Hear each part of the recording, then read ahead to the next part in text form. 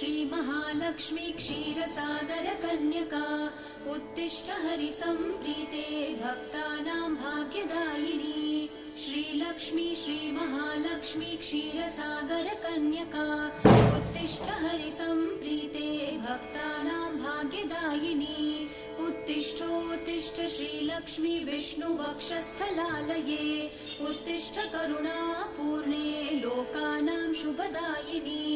उत्तिष्ठोत्तिष्ठ श्रीलक्ष्मी विष्णुवक्षस्थलालये उत्तिष्ठ करुणापूर्णे लोकानां शुभदायिनी श्रीपद्ममध्यवसिते वरपद्मनेत्रे श्रीपद्महस्तचिरपूजितपद्मपादे श्रीपद्मजातजननी शुभपद्मवक्त्रे